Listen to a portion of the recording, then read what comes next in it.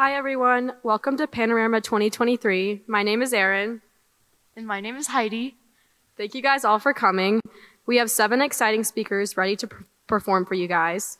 Please make sure to silence your cell phones, and if you need to leave the room, try to wait until a speaker has finished speaking. Enjoy the show. Okay, up first we have Ava Mae Scheib, and she is speaking about the healing impact of nature and play on mental well-being. Just a warning, she will be talking about mental health, so if you would like to step out of the room and you feel uncomfortable, you may do so.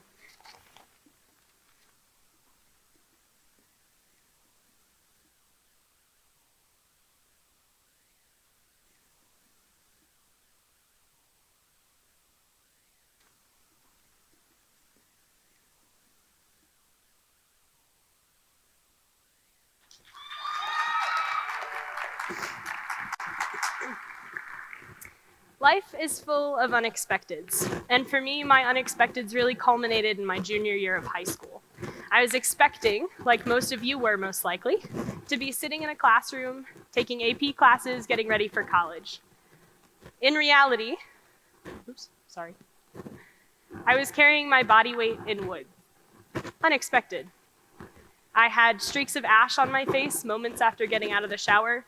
If you look closely, you can tell that my hair is actually still wet. Unexpected.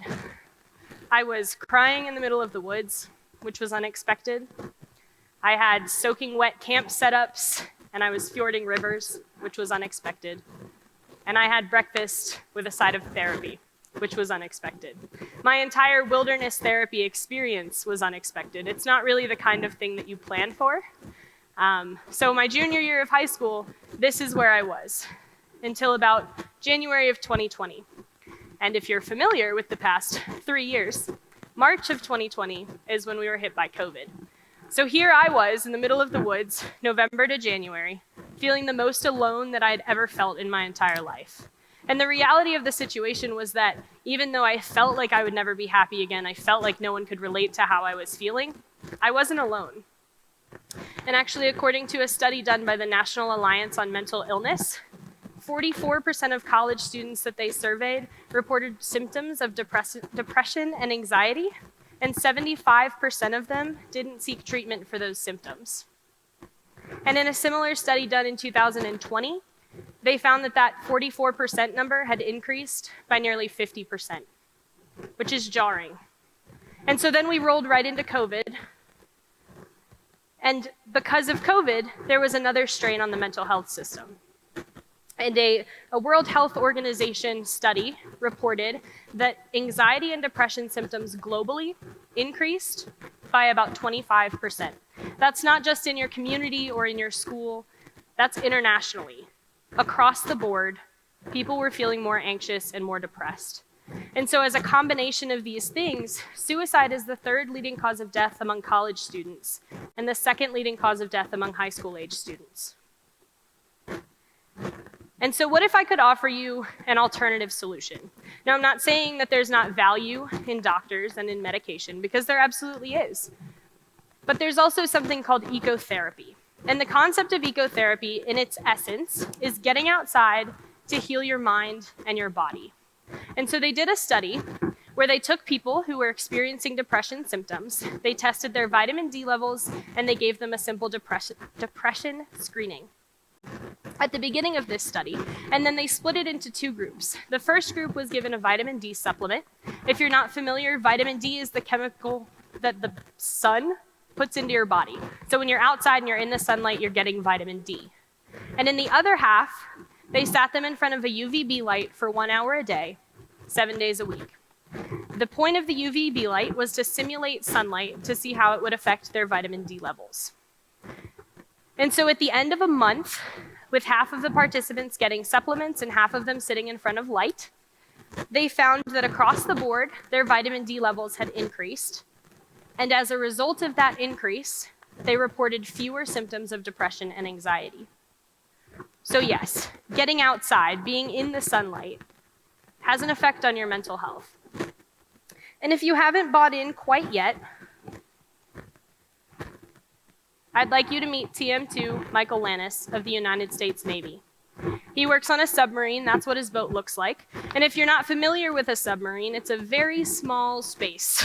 And it's enclosed, and it goes underwater. And they go underwater, and they're deployed for upwards of 6 months at a time. He returned in January after being deployed for 6 months. They'd left in July. And so in a submarine, you don't have access to sunlight. You're probably, okay, no sunlight, I could do that. They have comfy beds, right? That's what their bedrooms look like. Not a ton of space to recreate. Not a ton of space to have fun. Okay, but they can go to the gym and they can work out some of the anxiety, right? That's what their gym looks like. So they don't have this access to recreation that we all have, and they can't get outside. And so in talking with Michael, I learned that the morale of the boat is super hard to keep up. Not necessarily because they don't have access to recreation or because they don't have access to sunlight, but the combination takes a toll on sailors. And so would you believe me that when I tell you that 41% of unplanned losses, that's people who leave the boat for an unexpected reason. So people who quit the submarine force, 41% of them, it's a result of mental health. 41%. Because they can't escape work. They're stuck at work. They're supposed to be taking time off at work. And so if you still haven't bought into this whole go outside, it's good for you, I'm going to do my own study real quick. I'm going to show you 2 slides. And each slide has a different genre of pictures. And I want you to take it in, kind of assess yourself. How are you feeling mentally? Are you taking in stress anywhere? Notice changes in your body and in your mind. Here's your first slide.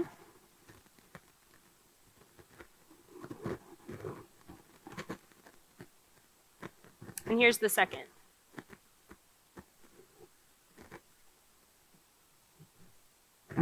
Now, if you're anything like me, this second slide made you feel a little more relaxed. I mean, I look at these pictures that I've taken of the wonderful places I've been, and I want to be there as opposed to here, or sitting in class or sitting in a meeting. And the first pictures, I get stress in my shoulders and I can feel myself tense up. So these pictures of nature, when they showed them to college students, this was an actual study by actual scientists, and when they showed them to college students, when they were looking at these pictures, the pictures of nature and of the outdoors, they found that they felt significant increases in feelings of friendliness, affection, and joy. And when they were looking at the other pictures, the ones where I Googled desk job and popped 2 pictures up there, they felt increases in sadness, aggression, and anger. So not only physically, but also mentally, your body takes note of where you are, of what you're seeing, of what you're looking at, and of what you're doing. And so getting outside is a great start. But I would encourage you, if you do get outside, to play. Now, when I say the word play, this is probably what you're thinking of, right? Kids. Kids are the epitome of playfulness. They get home, they go outside, they swing, they have fun, they run around. They play. And I know for me, when I was a kid, it was the bike. I would come home, I would get my bike out, and I would bike around the neighborhood. And then when the sun would set, we would go back to our backyard, and we would swing on the swing set until we had to go to bed. And we knew how to play. And that kind of disappears as you grow up because life gets too stressful and we don't have time. But it was found in a study that adults who spent 1 hour in a state of flow, which we'll talk about in a second, it's playing, 1 hour a day for 5 days a week, they saw a 20% increase in productivity. So maybe instead of play being a burden, it's a tool. And by giving yourself an hour a day to get outside and to have fun, you'll spend less time strapped to your desk. And so play for adults can look like going out and mountain biking or biking in your neighborhood. It can be learning how to snowboard. Even something as simple as reading outside or taking your dog for a walk in the 10 or 15 minutes that you have randomly throughout the day. It doesn't have to be complicated. You just have to reach a state of flow. So what I talk about when I tell you the state of flow, my best comparison is water skiing. So if you're not familiar with water skiing, I had the chance to learn a couple summers ago in Maine. It was June in Maine in a lake. If you're not familiar, cold. I didn't have a wetsuit. It was cold. So you're sitting in the water in a ball You've got your arms coming up around your legs, kind of like you're hugging yourself in the fetal position, sitting in the water, freezing, holding onto a rope. And the rope's attached to a boat. And so you, in the water, have to think about all of the things. Okay, I have to remember to keep my knees tight to my side, and I have to, put my arms in the right position, hold on to the rope. And oh my gosh, I'm just gonna face plant again, and it's not gonna be fun.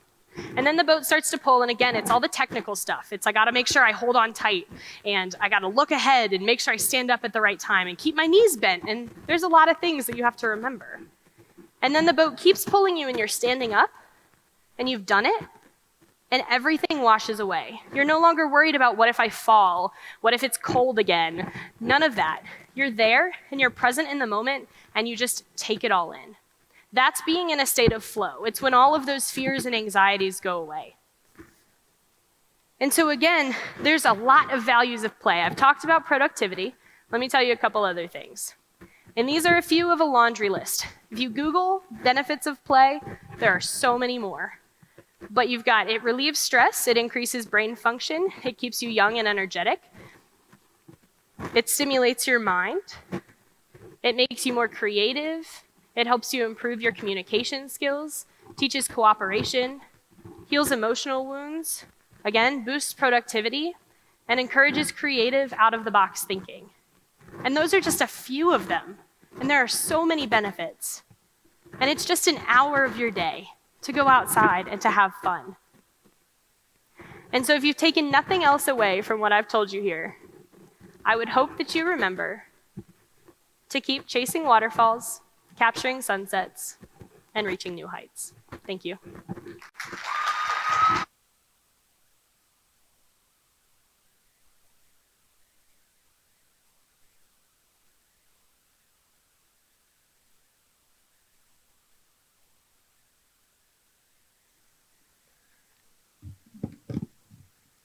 Next up, we have Kincaid Stalem on modern societies. Speaking on modern society's impact on concentration, focus, and attention span. He is a senior who has aspirations of one day being a motivational speaker.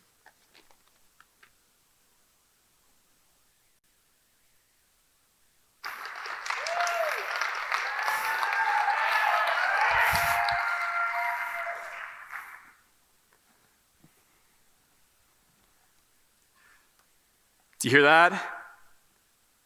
That is the sound of focus. Your attention from what you were just doing has been shifted onto my voice. It's incredible what the human brain can process, most of which we don't even pay attention to. So now, with your concentration locked in on me, I want you to take 10 seconds and try to clear your mind of all thoughts.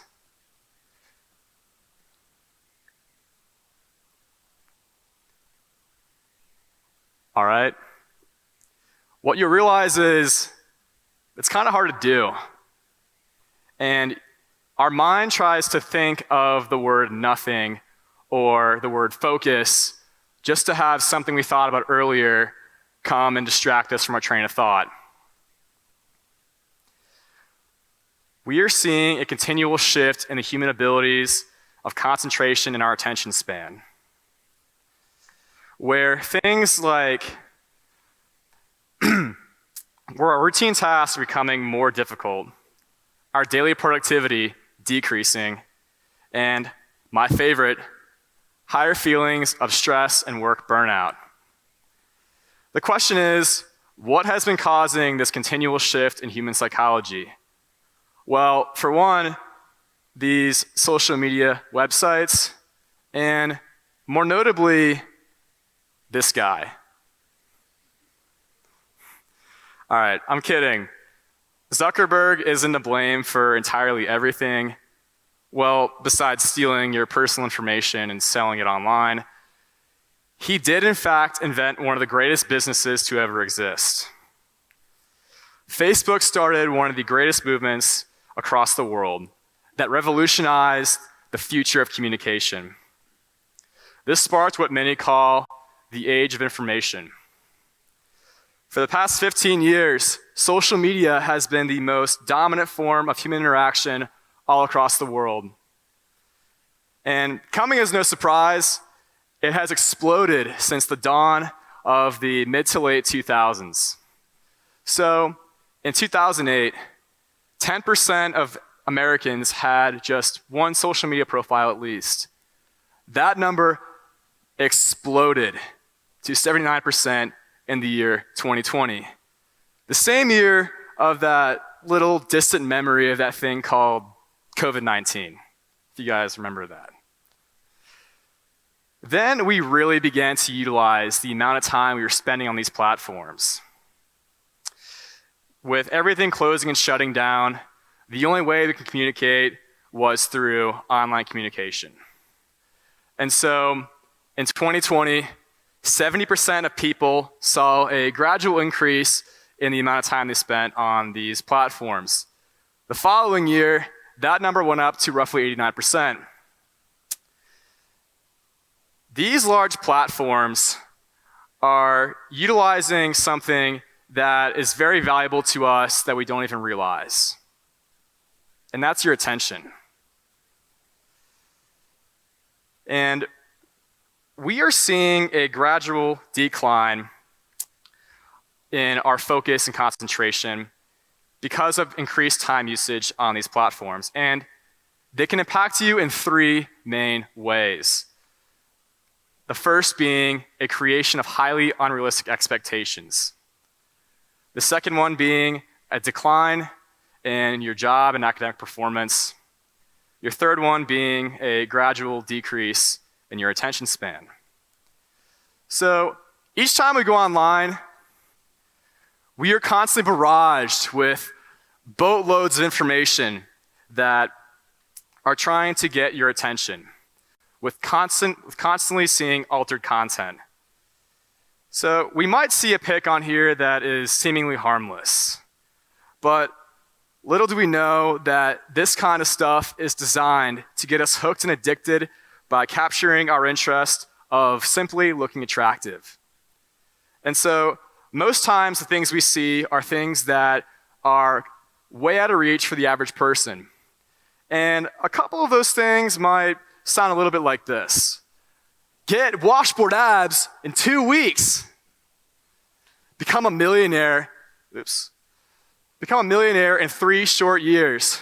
Or, personal favorite, get this Lamborghini in your garage with just books and knowledge. If you guys get that joke. We've seen quite a few of these attention grabbers every time we go online. Constant exposure to this kind of content can create unhealthy comparisons to less than 1% of people, which are your influencers, business moguls, celebrities, who expand their platforms each and every day by utilizing your attention.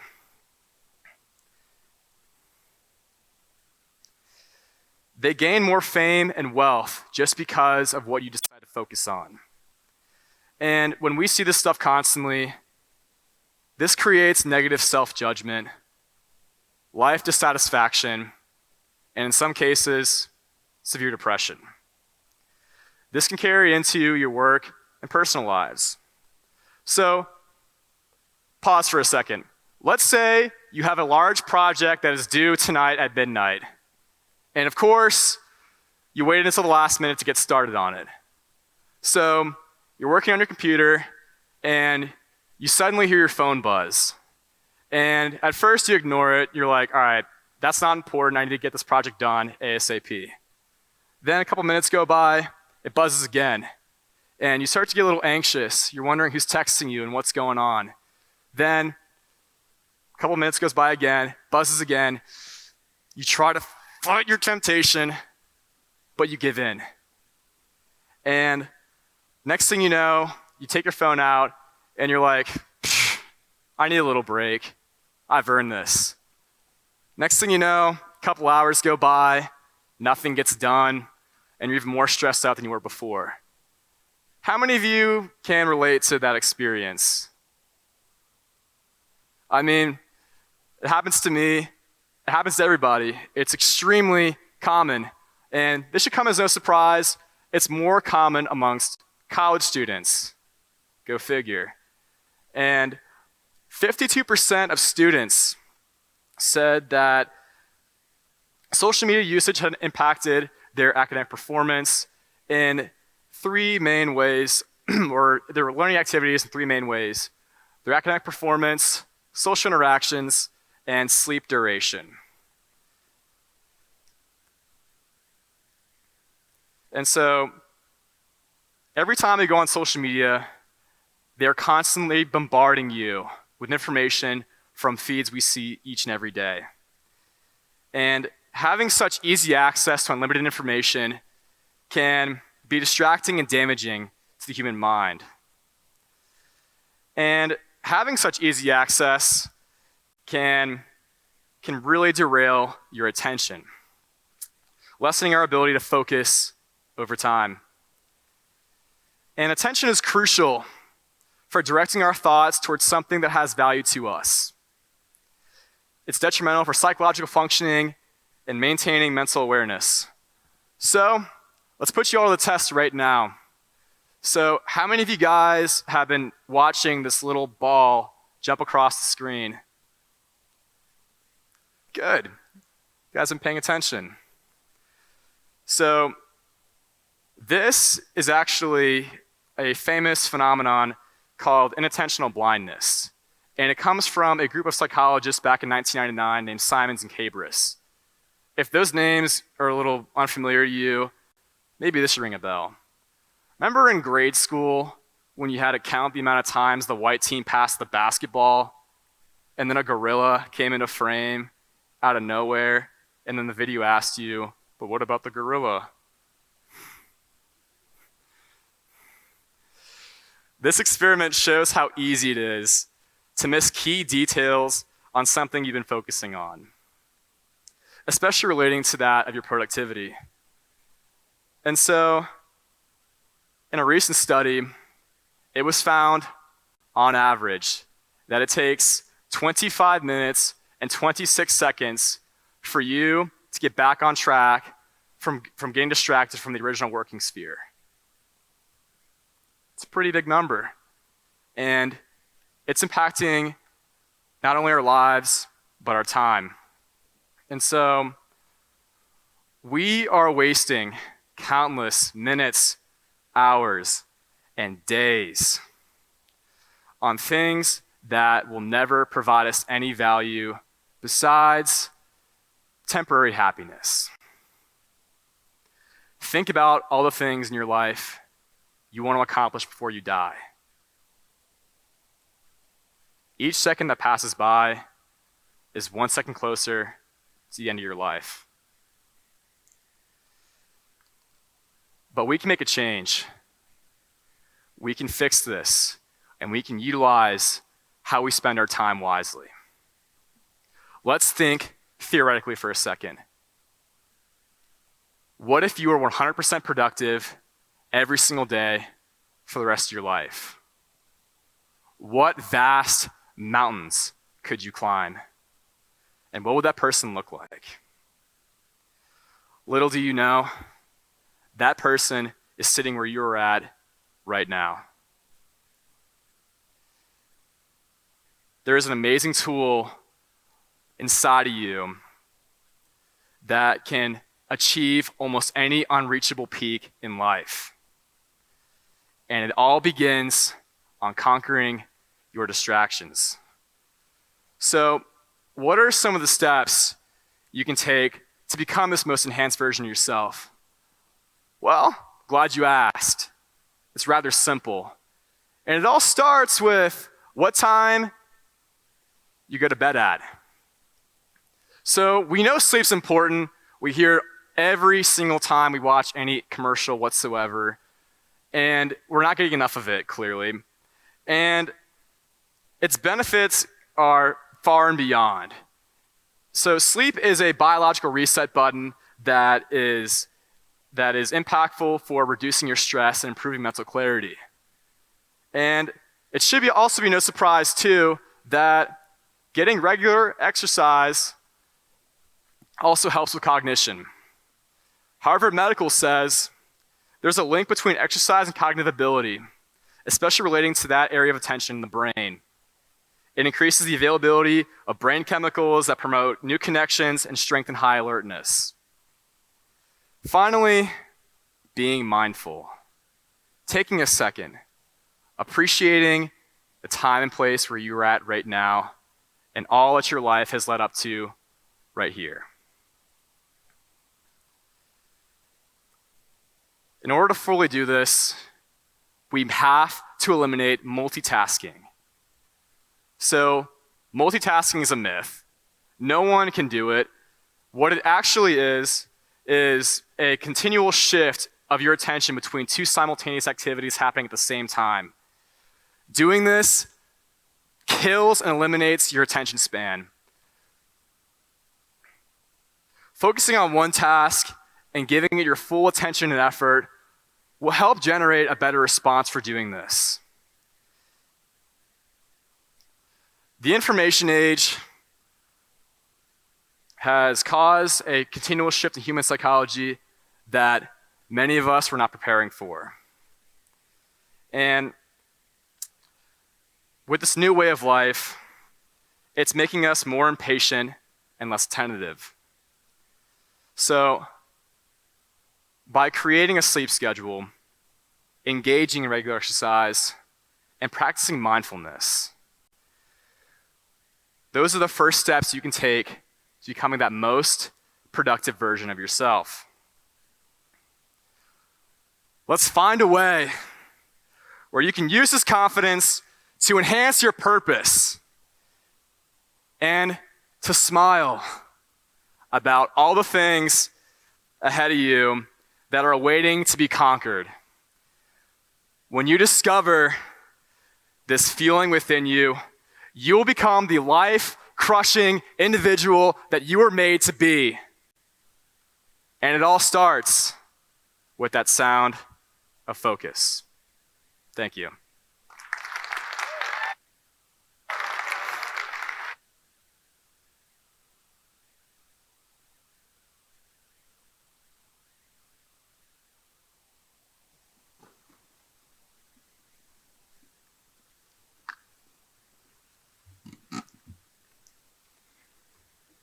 Okay, we now have Brooklyn Martin speaking on approaching racial bias.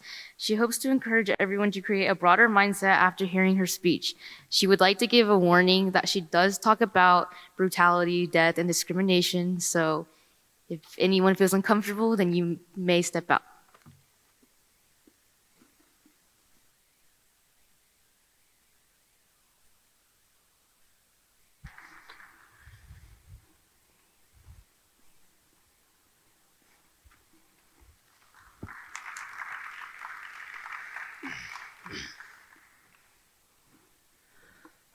Spring semester 2022, I was finishing out the last of my required classes at my college, one of these being critical thinking.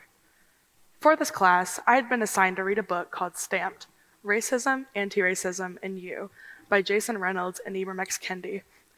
This book documents the beginnings of modern racism as we know it in different Black figures who were waging wars on our ideologies to exact social and political change.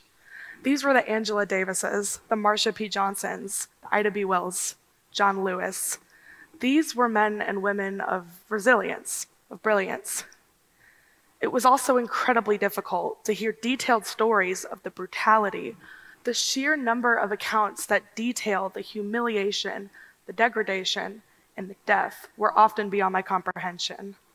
I remember reading this and thinking to myself, good God, this is just really dark. I really need to take a break from this. Let's put this down and we'll come back. So I tossed the book aside and opened up my phone to a Twitter headline that read, Minneapolis man, Amir Locke, shot dead in his home by SWAT officers with no search warrant. I kept reading. Amir Locke, only 22 years old, was asleep on his sofa wrapped in a blanket while SWAT entered his home at not even 7 a.m. and shot him dead. It took less than 30 seconds from the time they entered his home to kill him. Now, this wasn't something out of a book. This wasn't something from decades or centuries ago. This was happening again, right before our eyes. A repeated brutality against Black individuals has been going on for centuries. This is the exact same story with different names. It very well could have been Dante Wright, George Stinney, the Martinsville Seven, Manny Ellis, Trayvon Martin, Eric Garner,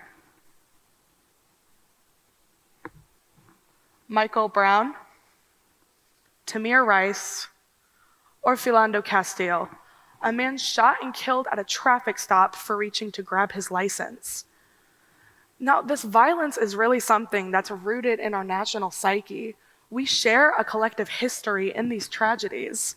What are we, as ordinary people, supposed to do about it? And it's a part of you that you've recognized in yourself or other people, because it's the part of you that crosses the other side of the street so you don't have to walk by them. It's the part of you that clutches your bags and purses or points and whispers when you think that nobody is noticing. That part. And I understand we're not shooting people dead in the streets, but I'm saying that the same types of biases and prejudices that fuel these kinds of tragedies are in us. Many of us have been schooled in them. We have been raised in beliefs that do not reflect the authenticity of character of those around us. I believe that we can stop these kinds of incidences, these Amir locks, from happening again, and by being willing to look within ourselves and make a change. So I have a call to action for you. There are 3 components I would like to propose that I would like us to think about as ways to stop this from happening again. This is what we can do. 3 things that I think will begin a reformation of how we perceive people that do not belong to the same identities as us. 3 things that I'm hoping will not only protect, but will open a door so that all people can thrive. Can you imagine that? Can you imagine our country embracing everybody and giving them that kind of openness that we give to people we love? How much better would our lives be? How much better would our country be? So let me just start with number 1. We have got to get out of denial. Stop trying to be perfect people. We need real people. You know, I'm part of the Diversity Scholars Program on campus as of August of 2022. Their mission, as defined by App State, is to bring students together from different cultures and backgrounds and provide them the opportunity to assist with campus events that facilitate conversations about race, equality, and equity. Now, people are normally nice when I mention this, especially family I have back home, but will always say something like, "That's so cool that you get to do that, but that seems unnecessary. You don't go to a racist school." The whole thing, I just don't get the point of it, and that baffles me. Really? Because I'm around people every day and I can recognize many of my biases. See, one of these ideas you might be thinking about is this idea of social progress. Of course, we as a country have made tremendous strides as a nation towards creating a country where all individuals have equal opportunities, but we still have to acknowledge in us that we have this deep embedded institutional and social partialities. And while we're busy like they don't exist, pretending like they do not exist, we are not being made aware in which the ways that racial differences are changing people's possibilities and sometimes causing a shorter life. See, this is something I never realized growing up because it wasn't something I had to think about. Let me give you an example. 2016, I was one of 4 girls in my group for a church group back home in Charlotte. In this group, for context, I was the only white girl in my group. So we're in the car on the way to the church in Ballantyne, and we are going to make a left turn to turn into the parking lot. Now, a cop pulls up right behind us, and my driver starts sweating. She looks nervous. So I ask her, not understanding at 13, "Well, you didn't do anything wrong. What reason do you have to be nervous?"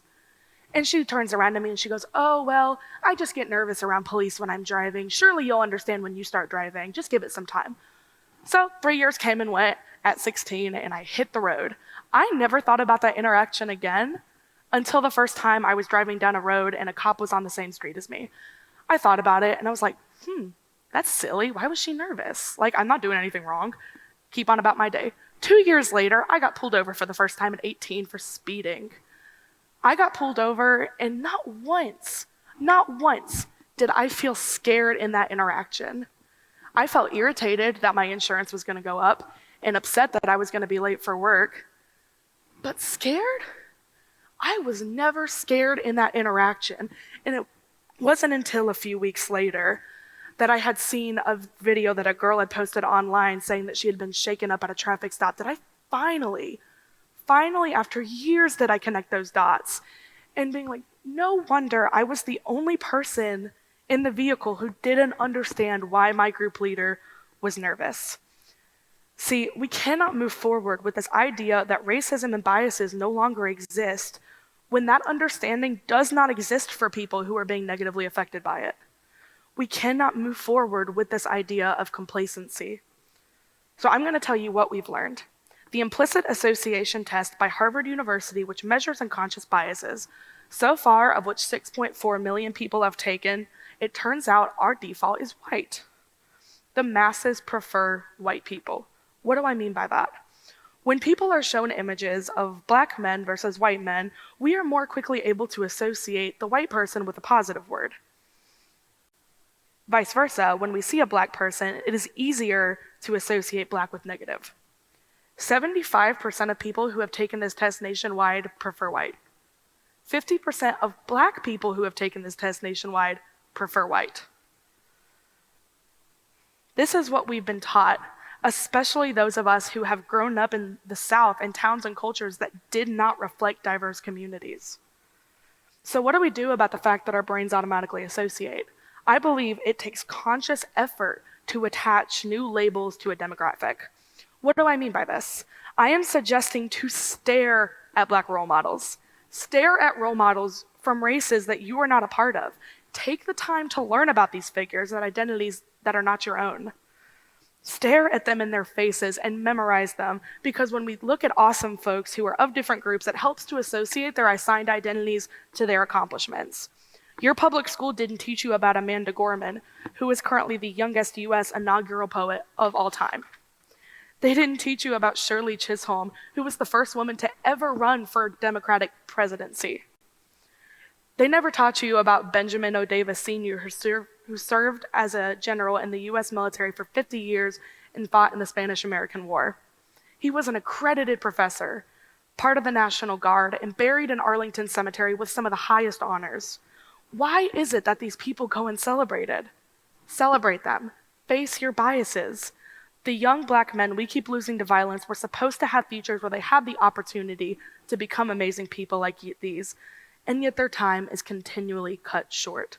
So go looking for your bias. Please get out of denial and go look for disconfirming data that will prove, in fact, your old stereotypes were wrong. Number 2, what I'm going to say is to move towards people from you instead of away. You know, it's not the hardest thing to do, but it's one of those things you have to be very conscious and very intentional about. See, biases are the stories we make up about people before we know who they actually are. But how are we going to know who they are when we've told to avoid them? Now, I'm going to tell you to walk towards your discomfort. I'm not saying to take any crazy risks. I'm saying to do an inventory of who's in your circle. Who's missing? How many authentic relationships do you have with people that don't identify the same as you do? Just look around your peripheral. There could be somebody at your job, in your classes, in your house of worship. Somewhere, there is a young black man there who you have not connected with. And you may be nice. You say hi. You ask how their day was. I am telling you to go deeper. Go further and actually build the kinds of relationships, the kinds of friendships that cause you to see the holistic person and truly go against your stereotypes. And I know some of you out there are probably thinking, you have no idea how awkward I am. I don't like talking to people anyway. This isn't for me. I'm going to blow it. Honestly, you might, maybe. But the effort's not about perfection. It is about connection. You are not going to get comfortable before you get uncomfortable. I mean, it's just something you have to do. And I'm also not saying you need to check any demographic boxes when making friends, but it's important to evaluate the people you feel comfortable connecting with and why. There's a special empathy and compassion that comes from having relationships with people that are different from you. Something powerful happens. You will realize that they are just like you and they can become a vital part of your life. We cease to be bystanders and we become advocates and allies. Go from your comfort into the bigger thing, because that's how we can help stop another Amir Locke from happening. Now, this last part is going to be harder, and I'm just going to put it out there anyway. When we see something, we have to have the courage to say something, even to the people we love. You know, the holidays will inevitably be approaching at the end of the year, and it's going to be a time where hopefully we're sitting around the table and we're having a good time. You have to listen to the conversations around the table, because do you know who else is at the table? Children.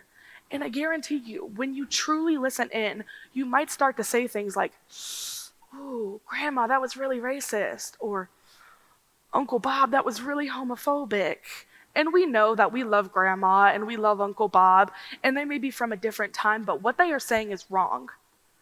And we wonder why these prejudices don't die and move from generation to generation. It's because we're not saying anything. And we have these children at the table, and they could be your little brothers and sisters and nieces and nephews and cousins that we love so much. We've got to be willing to say, "Grandma, we do not call people that anymore. Uncle Bob, it isn't true that he deserves that. Nobody deserves that." And we've got to be willing to not shelter our children from the ugliness of racism and prejudice when Black parents don't have the luxury to do so, especially those that have young Black sons.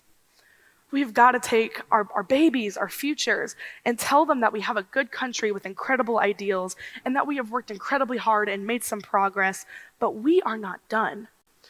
We still have in us all this old stuff about superiority, and it is causing us to embed those further into our institutions and our societies and generations, and it is making for despair and disparities and a devastating devaluing of young Black individuals in this country. We still struggle, you have to tell them, with seeing both the color and the character of individuals around us, but that you expect them to be a part of the forces of change in this society that will stand against injustice and is willing to make a space where young Black people can be seen for all of who they are. These are so many men and amazing women, those who are the most amazing activists who have ever lived. They're brave soldiers, phenomenal architects and designers. These are people who are powerful preachers, incredible scientists and artists and writers. They are energetic comedians. They are doting grandfathers, caring sons, strong fathers, and they are young men with dreams of their own. Thank you.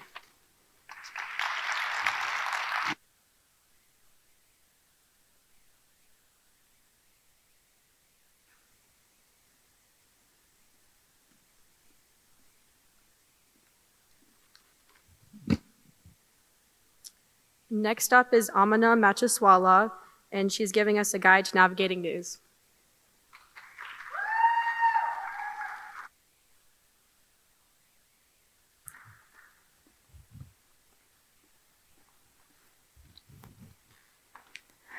Let's take a moment to reflect on what we did today. We woke up. Maybe you took a second to scroll through TikTok or Instagram. Maybe you grabbed a coffee, and while you were waiting for it to brew, you might have scrolled through some headlines on your phone. Maybe you drove to work or school, and on the way, maybe you tuned into the radio to listen to some news. These few moments, minutes, or even seconds here and there are adding up to something big. Something that is affecting our daily lives. Something that is fundamentally changing how we function in society. That something is the various forms of American media. Without us even realizing it, these forms of media, such as tabloids, social media, and news journalism, are affecting who we love, what we hate, and even the things we buy, a lot of times before we can completely make those decisions for ourselves. When something like that has such a vast impact on our lives, it's important that we know how to handle that impact effectively.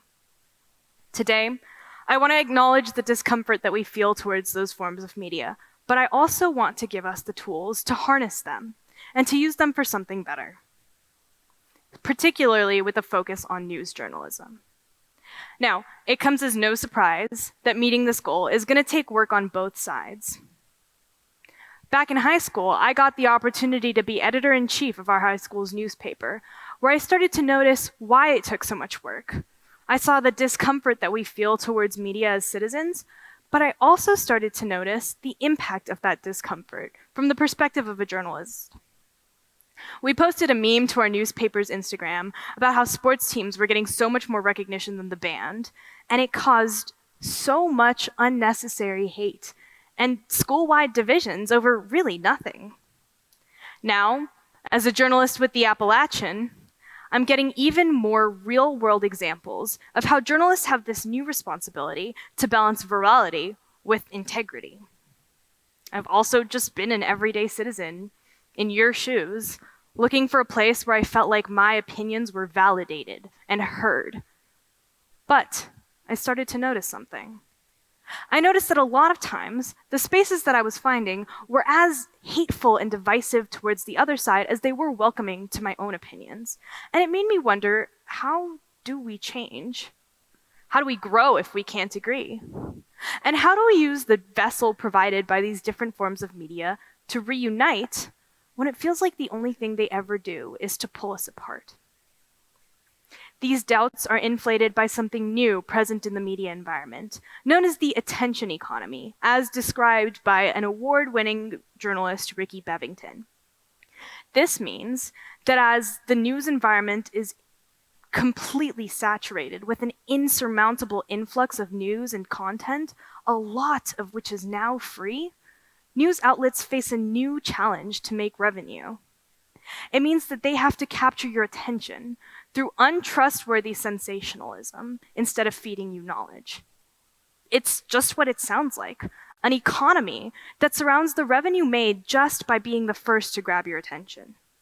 And it leaves us with little room to trust an industry that feels like it's too busy making money to actually serve us. But news media, the form of media that the Constitution calls the press, is essential to a functioning democracy. We can think of it as serving 3 points in its service to a democracy. It is a mirror, it is a watchdog, and it is a marketplace. First, the press holds a mirror up to society, and it shows us our strengths and our failures, whether those be good or bad. It's like a little window into the lives of others and into the impact of our own decisions. This is really important to us because we're voters in a democracy, which means that the decisions that we are making have a collective impact. Next, it serves a watchdog function. Now, we all know that the government requires checks and balances between different branches to sustain itself. But what happens when these checks fall through the cracks? Take, for instance, Ronald Reagan's decision to send arms to Iran in order to raise money for a Nicaraguan rebel group in what was famously known as the Iran-Contra affair. This took place despite trade embargoes against arms dealing with Iran and without congressional approval. At the end of the day, it wasn't a legislative decision or a presidential measure that ended these arms dealings. In fact, it was news that was leaked to a Lebanese magazine that made worldwide headlines and led to enough public outrage that these dealings came to an end. Here, it was the media that served the watchdog function and gave politicians a check when the public didn't have enough information to do so. Finally, it serves as a marketplace where we can scour for new ideas, build off of each other's ideas, and group together to advocate for those ideas. It is our very own modern-day Greek agora. In fact, it is the responsibility of a free press to advocate and air the grievances of every facet of the public. Now, it can be really intimidating to know what's at stake and still feel like news as it exists today is not here to inform us, but to make money. But if we take the right measures, the tables can be turned. Also, don't be put off by that distrust, because at the end of the day, a small amount of doubt in the information we receive is really important to a healthy media environment. In fact, I myself have been led astray by too easily believing the information that I was given. Back in 2019, I had the opportunity to visit Karbala, Iraq with my family when I was on a pilgrimage. Now, prior to this trip, I had spent so much time consuming media, specifically through the form of news journalism and social media, that portrayed Iraq as a place that was war-torn and militarized, or full of humanitarian crises and starvation, that those were the only things I expected of it. Frankly, it's not a shocking pattern of thought. After years I had spent reading headlines that only ever portrayed it that way. Every single one of the headlines you see here was later revoked by their various news outlets because of how many inaccuracies they posed. What I found instead was environments that looked like this, or like this. There's no doubt that Iraq is worlds different than the United States, but I had to ask myself, why was I so wrong about what those differences were? Why was I so shocked to go there and find people that lived their lives just like you and me? Sure, they had different beliefs and values and politics than we do, but at the end of the day, we have a very important similarity. We were all fundamentally human. Imagine if I had spent the rest of my life thinking that Iraq only ever looked like this, and I didn't have the worldview to know that it also looked like this, or like this, or like this. I, a Muslim woman whose roots could be more closely tied to places there than they could be to anywhere in the United States, had had my worldview completely misconstrued because there were forms of news that I too easily chose to believe. The shocking part about that is that had I looked elsewhere in the media, I would have found things that would have revoked those beliefs in the very same forms of media that was changing my mind. So moments like these bluntly expose the different faults of media, but if we take the right steps, we can restore our trust in this very vital part of media known as news journalism.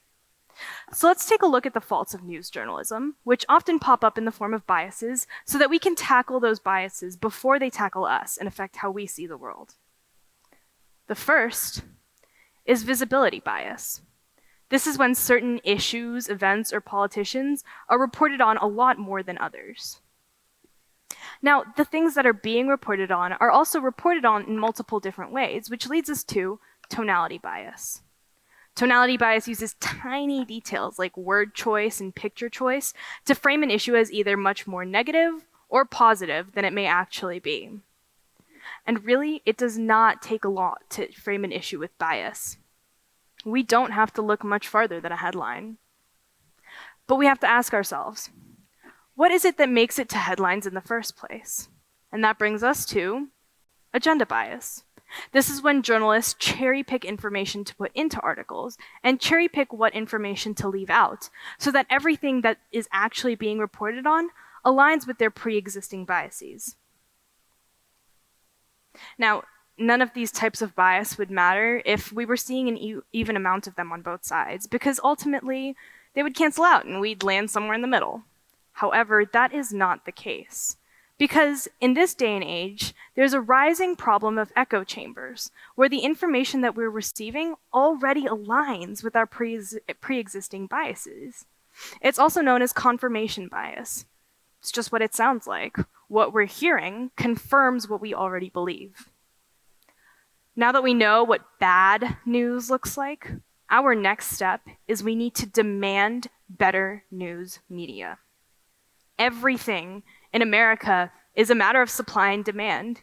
So, in order to change what is being produced, the first step we need to take is to change what we consume. Let's cover a couple ways that we can pick better news media. Right now, 63% of cable news that is run is commentary and opinion. 63%. So that's a great starting point. Just stop looking for commentary and opinion. Instead, we need to be picking out news sources that show unbiased information so that we can use that information to come to our own conclusions.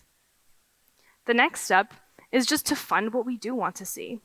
If the attention economy exists to sustain journalism through sensationalism, then it is our responsibility to starve it and stop looking for sensationalist news. I'm assuming a lot of you probably have both Netflix and Hulu. Listen, try dropping one of those streaming services from your monthly bill and adding just an informed news source instead. We all know that Netflix is the better one anyway. So if you drop it and you add just your basic New York Times subscription, you are saving up to $50 a year. And it's probably more than that because I'm really bad at math. Or you can go the old-fashioned route and buy a physical newspaper. But for all you Boone people out there, don't worry about it. Once you've read it, you can just recycle it after. The final step, also, it's important to note that for those of you that are faculty or students here at App State, you already have a free subscription to the New York Times. You just got to scan this QR code. The final step is that we need to take the very easy step of double-checking our sources in multiple ways. The first check we need to be making is simple. Just look at multiple sources so that you can verify information that you're receiving by holding it against multiple sources. The second check that you should be making, which is arguably more important and most often overlooked by those of us who are just scrolling through our newspapers early in the morning, is we need to check sources that disagree with one another. By seeing various perspectives, it is the first step to escaping those echo chambers, bringing news media back to the middle, and helping society move forward. And with that, you've taken your first steps to being a more informed citizen and having a positive impact on a healthy news environment. Look, it's clear that with the influx of news and crazy things we're hearing in the world, it's really easy to feel like we're stuck in like a worldwide wildfire of misleading information. But the fact remains that America runs on informed citizens, and news media functions as the primary way to make that happen. All is not lost. We are simply at a crossroads, and we need to make the decision every day to verify our information. It comes down to a choice made by every single one of us, a civic duty to hold our news up to better and higher standards and choose better news.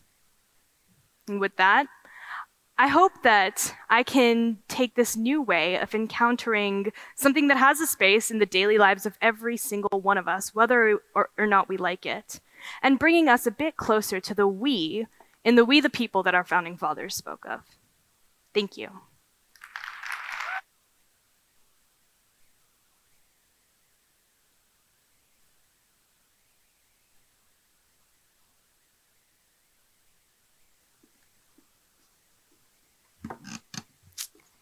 Up next, we have Will Taylor, who is an actor, director, playwright, and new intimacy artist, and is excited to speak about a new movement in theater that he is very passionate about.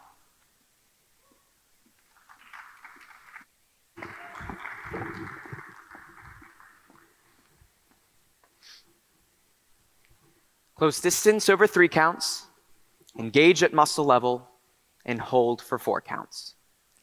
This is the specific vernacular being used to describe a new methodology in theater. Let me say it again. Close distance over 3 counts, engage at muscle level, and hold for 4 counts.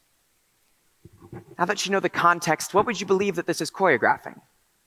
A fight? A dance? Would you be surprised to hear that this is actually being used to choreograph a kiss? In today's day and age where sexual misconduct and individual comfortability has come to the forefront, the theater industry is taking the necessary steps to make sure that actors are comfortable and intimate scenes are taken seriously. This movement is called theatrical intimacy and is taking the theater world by storm. Now, when I was in high school, this idea didn't exist. And boy, I wish it did. Take a trip with me back to the olden days. I was a junior. We were doing a production of Rodgers and Hammerstein's Cinderella. I played the prince, and a senior was playing Cinderella. When we got to the end of Act 1, where they kiss and she loses her shoe and runs off, and you know the rest, my director at the time said, "Okay, go to the back and figure it out." Now, for a junior year boy still going through puberty, the idea of going to the back with a girl and figuring it out did not calm my already ever-present anxieties. But we did what we had to do. We went to the back, we figured it out, came back, did the kiss, and my teacher said, "Well, gee, that was awkward." As you can imagine, figure it out differs a lot from close distance over 3 counts, engage at muscle level, hold for 4. We don't come across a punch in a stage fight and tell actors to go to the back and figure it out. So why do we do the same with intimacy? And that idea is what really opened my eyes, my mind, and my heart to this movement. You see, stage combat's taken very seriously. It's run before each fight. There's step-by-step processes, but intimacy is not the same. It's thrown to the side and swept under the rug. Until now. So buckle in as I walk you through this movement and why I think it's so cool, so important, and most importantly, what you, most likely a non-theater person, can learn from it. Theatrical intimacy consists of 3 main concepts at its core, each equally important and necessary as the last: consent, desexualization, and choreography. Concept number 1, consent. Now, I don't think there is a more talked about idea in today's day and age. It seems like a fairly simple rule to follow. If someone doesn't want to do something, don't do it. But unfortunately, that's not always the case. People ignore consent, create problems, and manufacture uncomfortable environments and situations for all parties involved. We worry about consent without even thinking about it. How many times have you heard the phrases team player, easy to work with, collaborative? We want to be labeled these terms, but what are we sacrificing for these labels? In the theatrical world, everyone wants actors who are easy to work with. But what does that mean? Unfortunately, that boils down to actors who just say yes to everything. Actors who say no because they're uncomfortable are thrown to the side for the sake of the story. And that is unfair.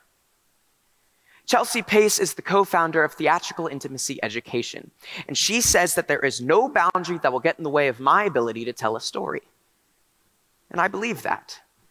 We're artists, we're collaborative, and if we believe and care enough about a story, we will find a way to tell it in a way that's comfortable for everyone. See, that's what we're trying to show as intimacy artists. We're trying to make it okay to not be okay and provide ways to work around discomfort. Theatrical intimacy has a unique vocabulary that allows actors, directors, and artists to be on the same page. For consent, the most important term you need to know is button. Now that might seem weird. It's a small, simple word, but it holds a lot of power. When we think of power in the rehearsal room, we think of those on the other side of the table, the directors, the stage managers, the choreographers. As an actor, it's our job to do what they tell us to do. So when it comes to something that makes us uncomfortable, saying no can be hard. It's an abrupt, aggressive word, and it can feel negative when being delivered. So this is where button comes into play. It's softer and implies a pause and an adjustment rather than a direct denial. By establishing button with your actors, you are establishing the ability to say no. And that's important. Let me walk you through this.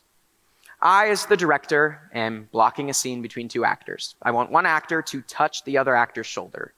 Now, that actor doesn't like that. They don't want to deny my vision, so internally it's a tough battle. But this movement changes things. So I tell my actor, touch your scene partner's shoulder. And that scene partner calls button. And I pause and I say, what do you need? And they say, I'm just not comfortable with my shoulder being touched today. And I say, that's okay. We'll find a way that's more comfortable for everyone. I want you to imagine playing a game of Simon Says. You do what Simon tells you to do. That's the life of an actor. But what if Simon gave you the ability to say no? That's weird, right?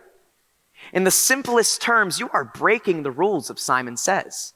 You're playing, I'm not comfortable with what Simon says, and that's okay. You see, this is how it feels to say no to our director. We're saying no to Simon. It's groundbreaking. It goes against everything we know, but that is what we are trying to change. Creating a consent-based rehearsal room, giving power to the actors, and normalizing no. So when they say yes, they mean it. Concept number 2, desexualization. Now, I don't know much about your personal lives, but I'm sure that desexualization is not something that you would correlate to your intimate moments. And if it is, sorry. But desexualization is incredibly important to theatrical intimacy. Staging sex shouldn't be sexy, just like staging violence shouldn't be scary. I mean, this is a fundamental principle of theater. It is what it's not. Smoke and mirrors, illusion, suspension of disbelief, yet desexualizing sex seems counterintuitive, no? Don't we as artists want to convey the feelings of sex? To that I say yes, through our characters, not through our actors. You see, that is an important part of theatrical intimacy, the separation. It's where process comes into play. Process allows us to separate the action from the actors. It allows the actors to see these moments as step-by-step choreo instead of just passionate sex scenes. So in order to create process, we use the next term I'm going to introduce you to. Ingredients. Ingredients are how we desexualize the direction of these scenes. It gives us an exact rubric of what to look forward to when we're directing. There are 10 ingredients: opening and closing distance, levels of touch, tempo and counts, shapes, destinations, eye contact, visible power shifts, breath and sound, gravity and weight, and kissing. Now, I'm not going to go through all of these, but it's important to know for the idea of theatrical intimacy. You see, by using these, we can ask for a passionate makeout session without asking for a passionate makeout session. Communication and language choice is key. Using sexualized language can muddy the waters, create discomfort, and you can lose your control of the consensual environment you have tried so hard to create. Concept number 3, choreography. Choreography is the key to this all. It guarantees that each and every time your intimate moment will be the exact same. In order to create choreography, we use our ingredients from earlier. Without choreography, we create an uncontrollable and dangerous gray area. Allow me to paint a picture for you. It's the end of Act 2, and you're getting ready to block some big romantic scene, and you tell your actors to kiss passionately. And they do. It's great. You come back tomorrow, and you say, do it again, and it sucks. You say, what happened? Do what you did yesterday. They say, we don't know what we did yesterday, so we can't do what we did yesterday. See what I'm trying to say? There's no way to record what you've done. But using our ingredients from earlier, we can create an exact recipe for a passionate kiss each and every time, and record it and tell the exact story we want to tell. Choreography is the final factor. It ties everything together. Which brings me back to close distance over 3 counts, engage at muscle level, and hold for 4 counts.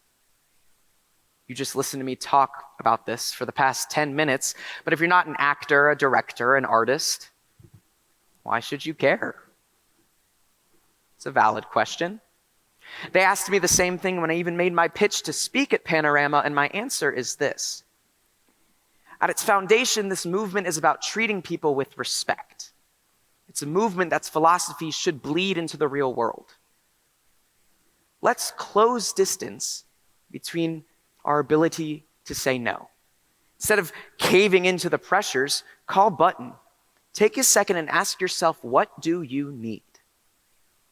Let's engage with the ingredients of our lives. Instead of complaining about our problems, identify what we can fix and create the recipe that allows you to tell the exact story of your life that you want to tell. And lastly, but most importantly, hold yourself accountable and obey the law of consent. Are we speaking appropriately? Are we respecting each other's boundaries? You see, these are not just the foundations of theatrical intimacy, but should be the foundation of our entire lives. So close your distance, engage with your ingredients, and hold yourself accountable for not just 4 counts, but for the rest of your life. Thank you.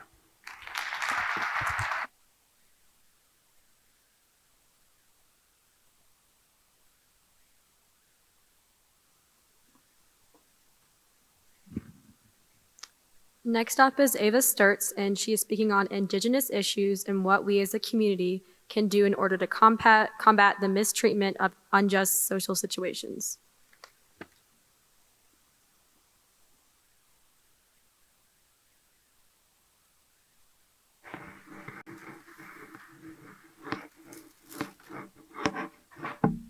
Before I start, I would like to give a quick content warning for my speech. It involves heavy language surrounding violent crimes and missing people. So if that makes you uncomfortable or brings you to a place you don't want to be, I invite you to step out for the remainder of my presentation. How many times have you heard the statement, "on stolen land"? How many times have you been to a conference or a training and they begin with, "We would like to recognize that this giant hotel was built on native land," and then you move on to talking about something that's really capitalistic? Or how many times have you looked at someone's social media biography and seen living on Cherokee land, and they probably dressed up as Pocahontas for Halloween? One of these things is bound to happen to every single one of us. While land acknowledgements are great, they are not the only thing. These demonstrations of performative activism are simply not enough. These issues are far deeper than I or most of us could ever understand. 2.3% of America's land is designated for reservations. If you need a reminder, 100% of it was stolen from them. 28.2% of Native Americans live below the poverty line, compared to 11.6% of the general population. Upwards of 40% of housing on reservation land is considered to be inadequate to support human life. Native Americans are the reason we are all here today. These people were forced out of their homelands and tribes into places that they did not know. They are pushed so far away from society that we never have to think about them. These people are suffering from water inequality, poverty, and inadequate medical care. But not only this, their people are going missing at alarming rates, and the rest of America simply won't hear their cries for help. Native issues are something that I have been passionate about my entire life. It is something my mother drilled in me from a very young age. Like most of us, I grew up in a place where these problems were never talked about. My high school celebrated Columbus Day, all that. Obviously, I'm white, and me speaking about how we should give Indigenous people voices seems counterintuitive. And you're right, it is. I don't want to be a white savior. I'm not standing up here in hopes to be praised or to get a reward. I am standing up here because I think it's important to educate my peers and the people around me, because nobody else is speaking out. The first thing that I think is most important to talk about is economic and land inequality. The Yakima Nation, which is located in southeast Washington, shares borders with 3 Superfund sites, which are areas that the American government has declared as the most contaminated and polluted. Portland Harbor, where the tribe relies for all of their fish and all of their natural resources, is contaminated with petroleum and other toxic chemicals that are dangerous for human life. When they were moved here, the government knew this, didn't tell. The Navajo Nation sits on one of the most plentiful uranium reserves in the country. Over the years, the American government has mined over 4 million tons of it. Being around live uranium causes really bad health problems. The government knows, never told these people.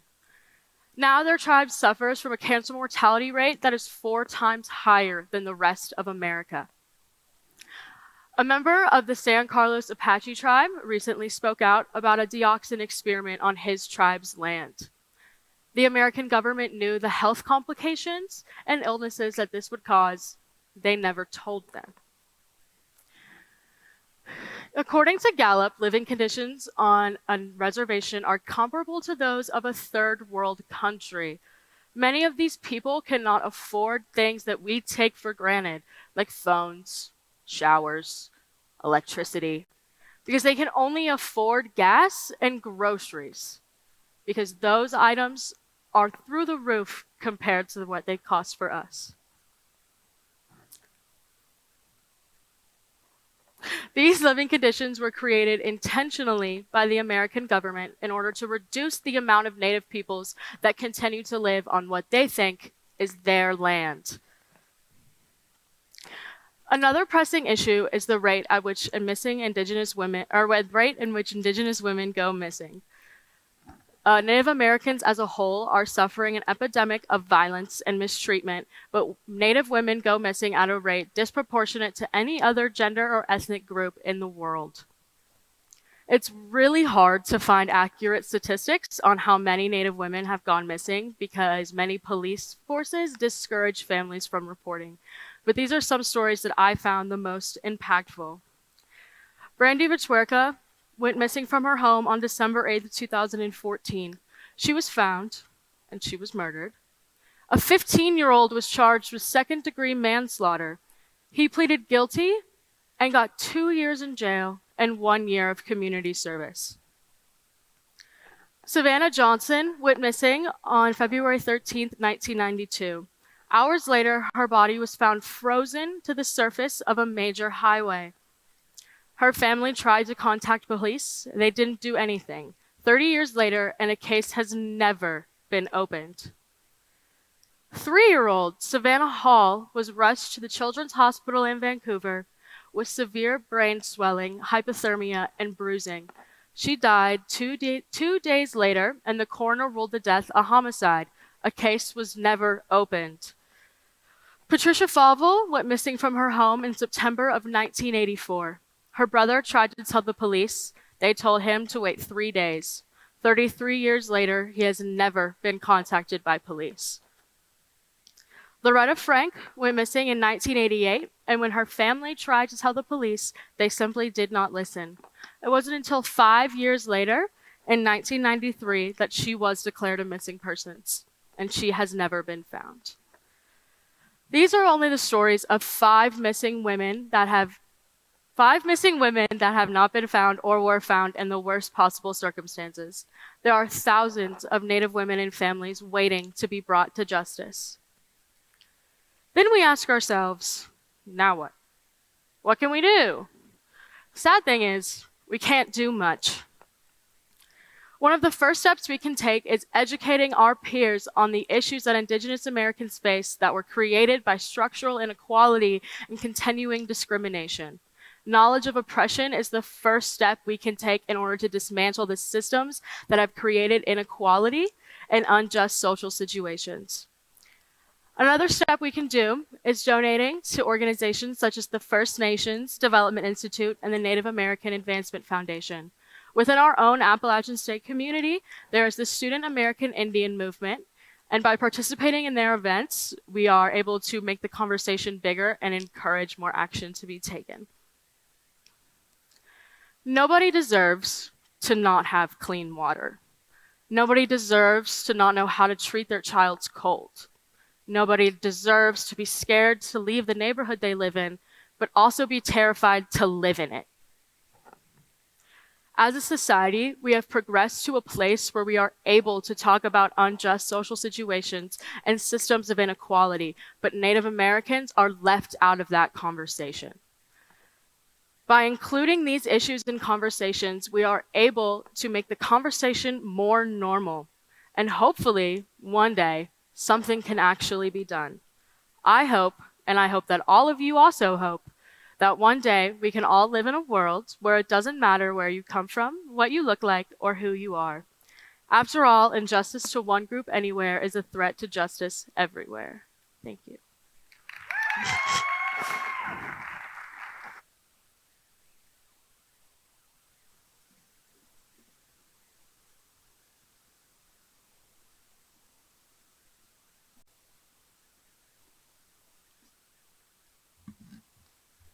Our last speaker is Anna Jacobson, and she will be speaking on how to survive your 20s. Her hope is to build connectivity during a pivotal time of our lives.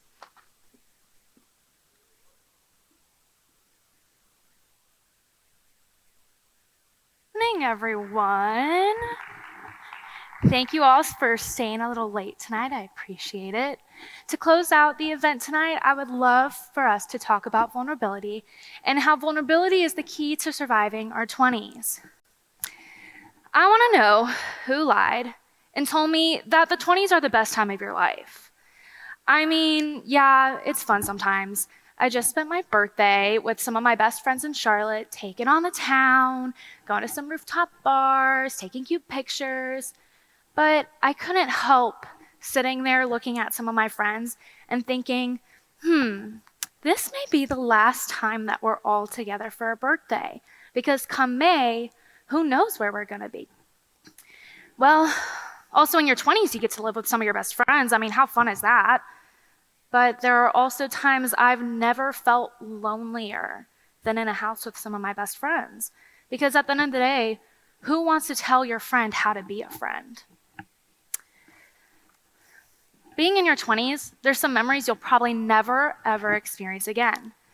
The second week, living in my house during sophomore year, I woke up at 3 a.m. to a call from one of my roommates, Brianna. The call kind of goes something like this. Anna, I don't know what to do. There's a bat in my room. I can't get out. And so here we are, essentially 3 strangers, running around the house, trying to get Brianna out of her room without letting the bat into the rest of the house. Just picture this, a petite little girl with a white duvet over her head, the screeching noises of a bat, and 3 girls screaming their heads off. Yet it's one of my favorite memories. Or also living next to some of your best friends who you spend COVID year with, and you get to have all the dance parties in the world, singing your lungs out, just the convenience of being with each other. Mostly it was ABBA. I don't know if anybody else can relate to that. You know, looking back at some of these moments, I begin to think, you know what, my 20s are great. So you know what, let's all go home and scratch the rest of this, right? But at the same time, I'm talking about memories from the past. I'm not talking about the current. I'm not talking about those struggles, obstacles, insecurities, and fears that we're experiencing right now in our 20s, the stuff we like to put in the back of our mind. So I go to Google, how do I survive my 20s? And you know what comes up? 30-year-olds talking about what life was like when they were in their 20s and what advice they'd like to know. But I mean, sometimes that's dated, right? I don't see any realistic 20-year-olds talking on blogs or in articles about the struggles that we're facing, about how hard it is to get a job and how hard it is to be so happy for your friends for getting those jobs, but you're just waiting for that opportunity for yourself, about how hard it is to make adult friendships and the next step when you're not in a closed environment anymore. So, you know, I begin to think, God, I don't want to be in my 20s.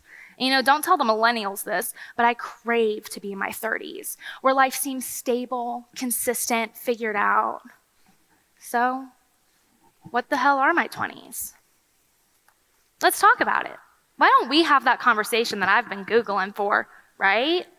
Why don't we be that relevance for everybody else in the future? We're on different paths at different paces, and it's time to stop pretending like we've got it all figured out. It's time to step up and be better friends, be better siblings, be better children, and be better parents for some. I mean, that's a big task, right? How can we do this? Well, let's start by having the conversation that ultimately being vulnerable is what will get us through this tremendous decade that we're about to experience. That by being vulnerable, it would help us build such a secure foundation for the rest of our adulthood. And yeah, vulnerability can be scary. Feelings, ew. Honesty, ew. But as Brene Brown said, vulnerability sounds like truth. It feels like courage. But truth and courage aren't always comfortable, but they're also never weaknesses. At the end of this conversation together, I want us to be able to go home and be more honest with ourselves, be more honest with others, and have the courage to face this life that we know is so unpredictable. So, Why is vulnerability important? Well, according to psychiatricassociates.net, vulnerability builds trust. When there's no vulnerability, and I don't let anybody else see the real me, then there's no real knowability. Vulnerability is also liberating. Think of all the weight that comes with those what if questions you hold inside, so scared to go to somebody and ask. But when you ask those questions, not only is it lifting that weight off of your shoulders, it's lifting the weight off of other shoulders, knowing that they're a safe place and you're a safe place to go to. Vulnerability also promotes authenticity, because at the end of the day, who wants to be around someone who seems so perfect and all figured out? Kind of makes you feel bad about yourself. And according to mental health blog Tracking Happiness, they elaborate that vulnerability creates deeper emotional connection. It also improves your self-image. Vulnerability helps you create and maintain goals for yourself. Vulnerability also reduces stress, anxiety. It is intrinsically rewarding, and it also just feels good. Now, you may be wondering, what does this chick know? She looks like 22. I mean, what does she know about this decade? She hasn't turned 25. She hasn't experienced the scary birthday of 29. I mean, what does she have that's valuable to say? I would say, that seems right. But I'm going to let you in on a little secret. There's this beautiful thing about the decade of your 20s that spans across everyone. It doesn't change from when you're 20 to when you're 22 to when you're 29. And those are the pressures that we have of living up to expectations. The expectations of ourselves, of our friends, our family, our job, and expectations of society, which nowadays feels harder and harder to meet. The list goes on. I believe we can empathize with everyone at every stage of your 20s because of these expectations. I don't think I have to keep listing the expectations because I believe you're already rattling them off in your head as I do to myself. But it's something I've been struggling with, and I feel like we as young adults aren't talking about enough. Because instead of talking about it, we're burying ourselves on LinkedIn, going down that rabbit hole of applying to jobs and your eyes glaze over, or you're locking yourself in your room studying for that GRE, MCAT, LSAT, all you overachievers. And you're just building and building and building that pressure on yourselves to just be success. You're not taking the time to go to your friends and be like, hey, I just need a break. Will you go for a milkshake run with me? I just am feeling really overwhelmed. And if I keep doing this, I don't think I'm going to come out of it. We're trying to be someone so extraordinary with all these expectations that are upon us. But I want you to know that there is a difference between being driven and taking those moments to appreciate the decade of life that we're experiencing right now. And I'm not going to say that's easy to do. I mean, I just had a little mental breakdown the other day to some friends about the pressures I've been feeling and how I feel like a failure because I don't have a job yet. It's hard. It's hard when you see other people succeeding and you just don't feel success yourself. But try to remember the wise words from Harry Styles. If you're happy with what you're doing, then no one can tell you you're not successful. These internal and external pressures are a small part of what makes navigating your 20s so hard. And from my point of view, they never seem to go away. They're here in our 20s, they're there in our 30s, they're over there in the 40s, and it keeps going and going. We can alleviate some of these pressures by supporting one another, checking in on one another, and being vulnerable with ourselves and admitting that not only do we not have to go through this decade alone, but we don't want to. So now we know why vulnerability is important. I've been a little vulnerable, so how can you be vulnerable? Because it really does feel very overwhelming at times, but I compiled some sources. I found some 6 tips that I thought were the easiest to apply in your everyday life of how we all can be more vulnerable. For starters, we can be present. Be present with our own emotions. Don't invalidate yourself. Let yourself feel what you feel. Also, notice your triggers. Like I said, take that step back away from LinkedIn, take a step back away from those textbooks, and just find a source outside of that so that you can fuel yourself to help fuel others. Also, be present with others while they're sharing, because nothing hurts more than having that courage to be vulnerable and feel like nobody in the room is listening to you. Be honest about your feelings, needs, and desires. And this one can be kind of hard sometimes. Like I said earlier, who wants to tell your friends how to be a friend? It seems so ingenuine. But if you think about it, how fair is it to your friend if they don't know what you need to support you? How fair is it to you to not gain that support? By being vulnerable with those needs, you're able to help each other more in the future. Admit you suck at something. Now I know, this one may sound a little weird. How does that go with vulnerability? Well, by admitting that you suck at something, you're pulling that barrier down from yourself, and you're admitting that nothing has to be perfect. Also, admitting by sucking at something, it gives you the opportunity to grow and to learn. And maybe by admitting that, you'll gain mentorship elsewhere in life. Take responsibility instead of blaming others. Now, this one also is a little intimidating, but that doesn't mean you have to take all the blame. But by taking responsibility and knowing that there's room for you to hurt someone, but there's also room for you to make up that hurt, it creates an environment which is much more inclusive and inspires vulnerability. And this is one I struggle with the most, telling someone they're being hurtful. Because who wants to admit that your friends can have the power to do something like that to you? It sucks. But also without that accountability and without sharing that with someone, how are you going to end that cycle of hurt? And how are you going to have that friendship? How are you going to have that partnership? How are you going to have that healthy workplace relationship? And my favorite one, the one I think is most important, is tell someone you love, appreciate, and are proud of them. And I get it, emotions, not everybody's thing, but it takes 2 seconds to text someone and be like, hey, I noticed you've been working really hard lately. I just want to let you know I look up to you. You don't know what people are hearing at home. You don't know what people aren't hearing at home. So saying those 2 little words, taking those 2 little seconds, can make or break a day.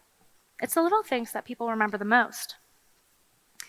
Being vulnerable doesn't have to be scary, and it doesn't have to be hard. It takes practice, but it is worth it at the end. And it'll be worth it for the community that you have created. And because of that community, your 20s will be brighter and more fun. You don't need to experience those highs and lows alone. So let's stop living life on that highlight reel that we all see on social media, and let's just enjoy this foundation of our adulthood. So, what the hell are my 20s? I sure as hell don't know, but I'm so excited to find it all out with you. Thank you.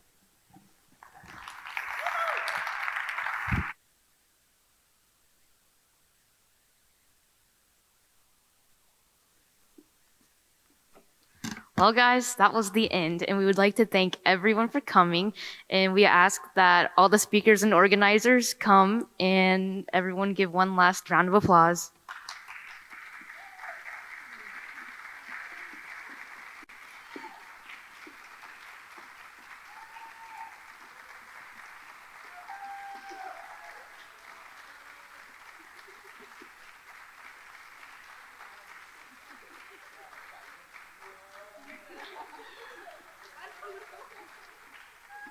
Again, thank you all for coming, and be safe going back home.